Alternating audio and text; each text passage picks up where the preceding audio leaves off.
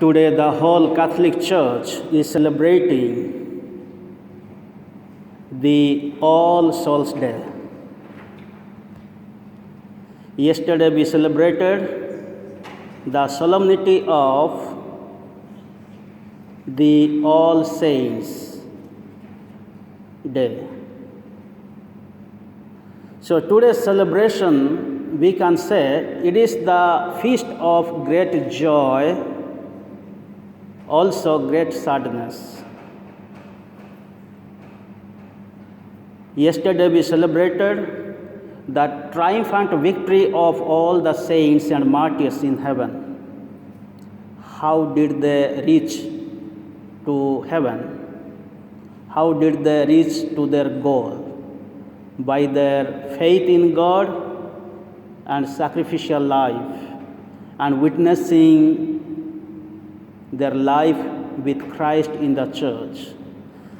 But today it looks little bit sad. Although it is also known as the feast of joy, there is a sadness. Why? They are buried, they are asleep, and we have lost our beloved ones. What is death? For us, the Christians, the believers of Christ, death is not the end of life.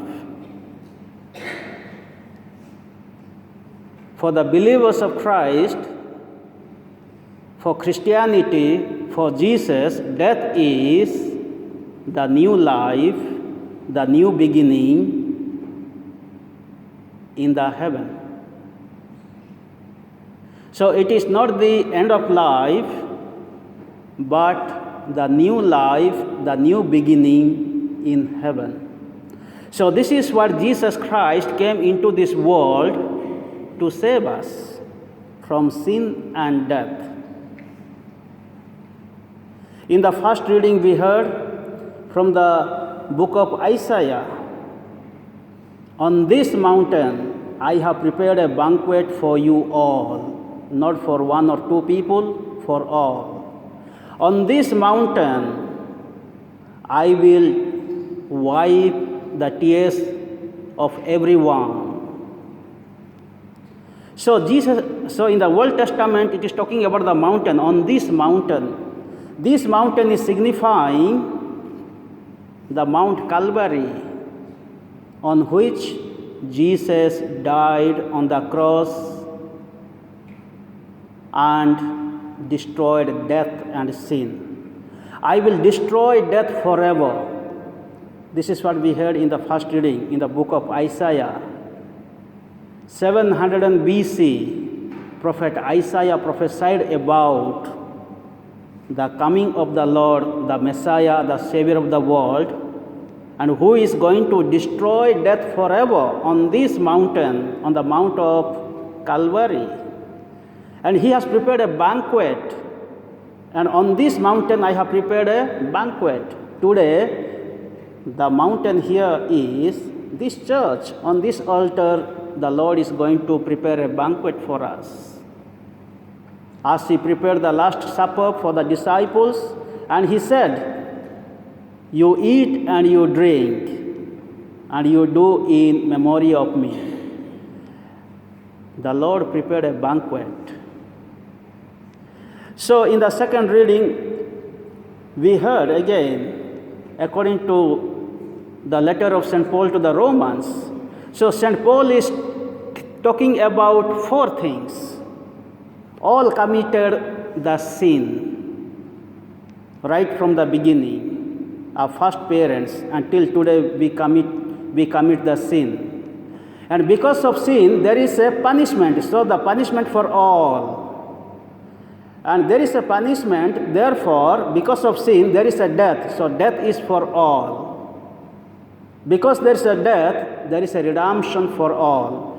So St. Paul is talking about the universality of the sin, the universality of the punishment. Nobody is escaped from the punishment and death.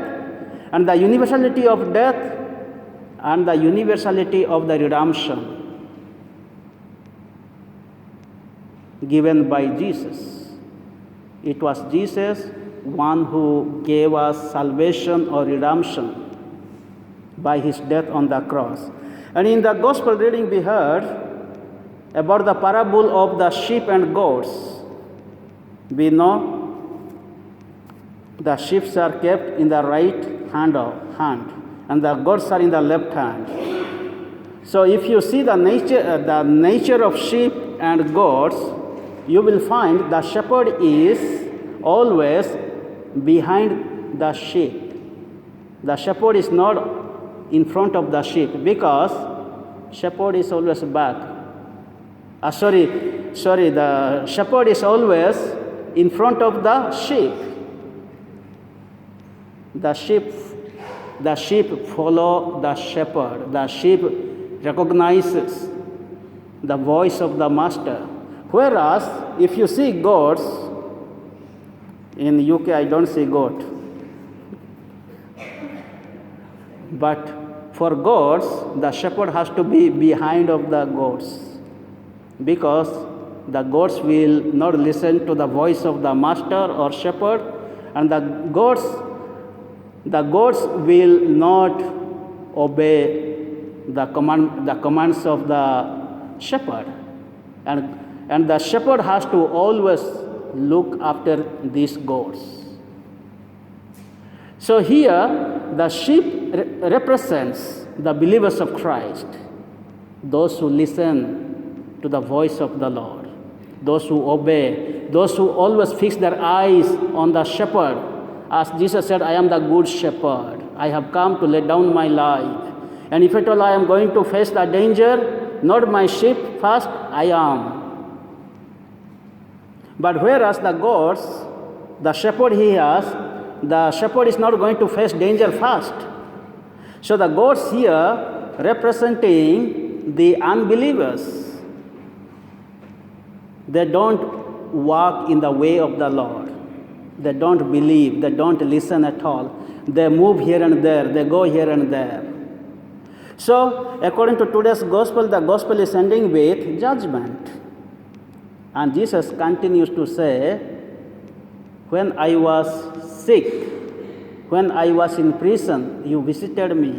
When I was hungry, you gave me food. When I was thirsty, you gave me drink. When I was naked, you clothed me. When I was a stranger, you welcomed me.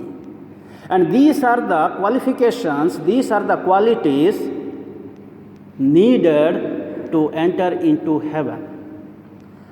Yesterday we celebrated the feast of All Saints. So these are the qualifications they did in their life. They went to the sick, suffering, prisoners. They fed the hungry. They gave the drink to the thirsty.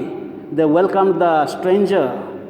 So through their love service to the poor and needy, they were canonized or they were recognized by God and they are in heaven. But when we celebrate today's feast, we feel they are lying down in the cemetery. But there is a hope. There is a hope. And it is hope in the Lord. So today, when we have come here to show our love, respect to our beloved ones whom we have lost. And according to the doctrines of the church, we have heaven, hell, and purgatory. And we believe that if as human beings have committed any sins, if they have not reached into heaven through our prayers, through our mortifications, they can go to heaven.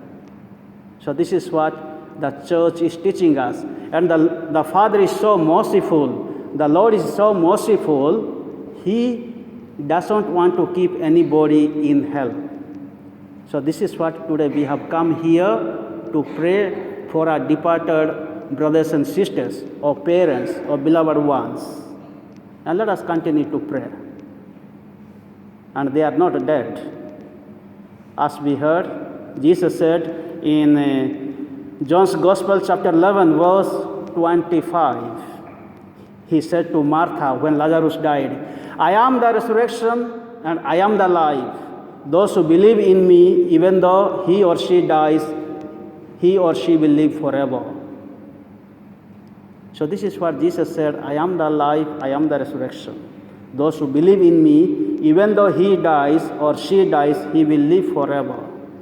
So do you believe that your brother will rise again? Jesus asked Martha. And she said, yes, Lord, I believe on the third day he will rise again. With the faith of Saint Martha, we have come here. So today we believe in the risen Christ, that the Lord will forgive all the iniquities, all the sins they have committed and died. If they have not done anything of today's gospel reading, may the good Lord forgive them. As Jesus said from the cross, Father, forgive them, they do not know what they are doing. So in the same way, we have to pray to the Lord today, Father, forgive them what they have done, they have not known. And of course, we believe the merciful Lord will forgive them and he will bless them and give them peace and joy in heaven. May the good Lord bless us all in this Mass.